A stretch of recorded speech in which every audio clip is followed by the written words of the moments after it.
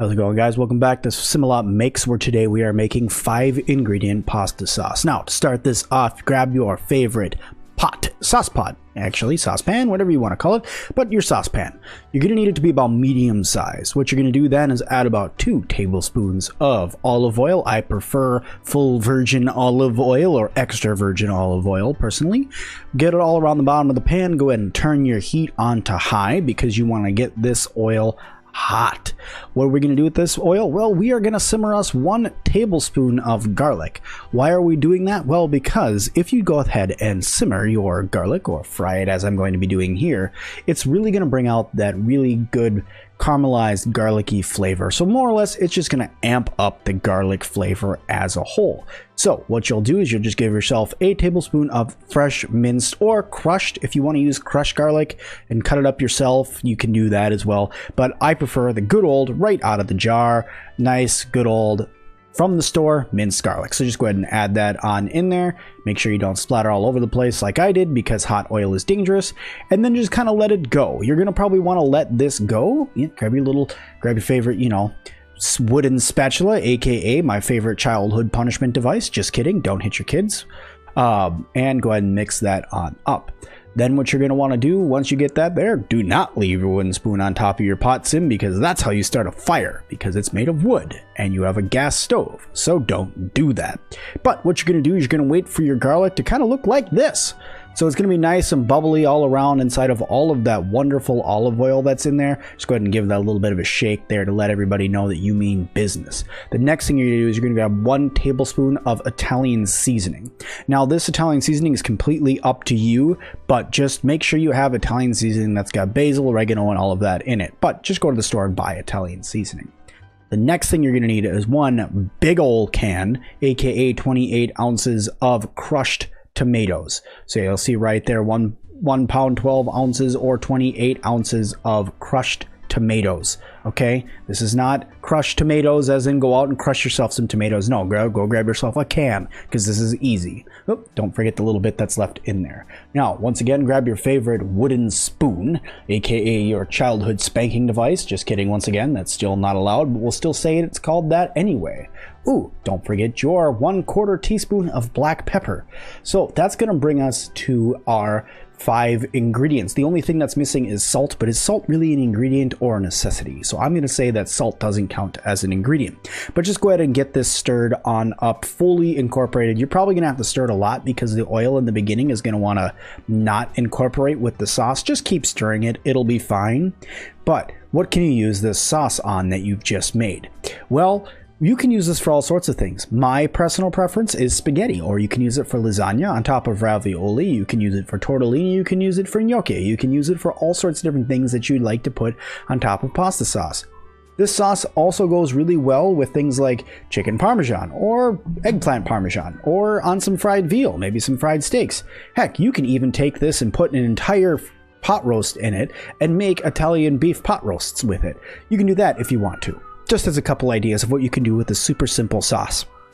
I think all in all, this sauce as a whole, from all of the ingredients that I'm using today, maybe comes out to a total of about $4, maybe US, probably less than that, probably closer to $2.50 US to make this, because that can of pasta sauce is probably the most expensive thing that I added to this sauce. But what you're going to want to do next is, once it's all incorporated and stirred up, throw on your favorite way oversized lid, because your one that fits this pot is in the dishwasher, so you failed before starting making this video. Go ahead and put it on there, reduce the heat down to simmer, and let it go until, well, it looks like this, and it's all bubbly and stuff. That's how you know that you did it right. Once it's all bubbly, just take the lid off and give it a good old stir and a taste, because what you're doing here is you're seeing if it's good. This should take about 10 minutes, by the way. You should let it go for at least 10 minutes. Give it a good old stir, like I said, with your wonderful hand being in front of the camera, Sim, because you're good at making YouTube videos. Everybody loves those close-ups of your knuckles and your hairy tops of your hands. Good job, Sim. Why don't you go ahead and just get those out of the way of the camera, because the people are there to look at the sauce, not your hands. Put it down. Put it down.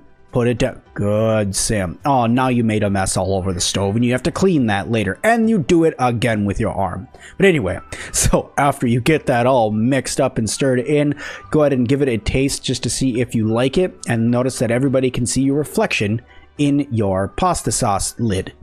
Okay, so just keep on going, and once this guy is, well, getting pretty close, go ahead and take the lid off again. No, new camera angle, that's nice, but go ahead and take the lid off, and go ahead and give it another taste.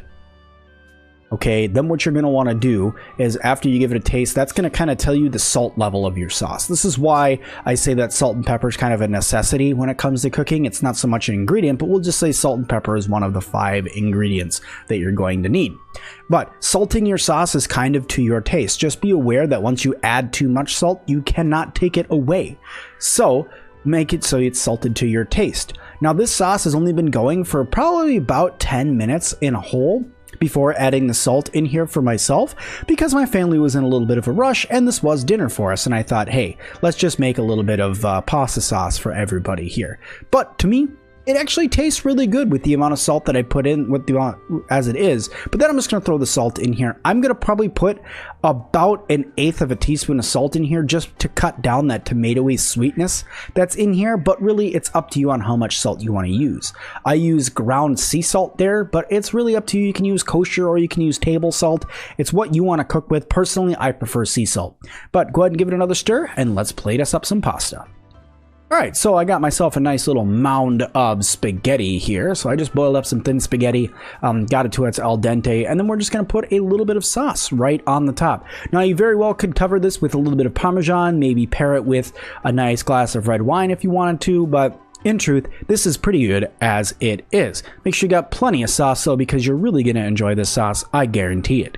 But just go ahead and dig in and let's see how it tastes, shall we? Once you grab yourself your finest metal fork, just go ahead and give it a little bit of a stir, make a big mess of the nicely plated dish you just made, and go ahead and grab yourself a bite of this steaming hot pasta that's probably going to burn your mouth when you eat it. Yep, yeah, that's, yeah, go ahead and shake it, blow it off a little bit. Oh yeah, that definitely burns your mouth. Yep, that's hot. That's very hot, but it does taste very, very good. The only thing I could say about the sauce that I made is I may need a little bit more salt. But guys, that is going to do it for this video of Simalot Makes. Thank you all so much for watching. Please make sure you guys go check out my other channel, Sir Simalot, and also please don't forget to subscribe and hit that like button. Thank you guys so much, and we'll see you guys in the next one.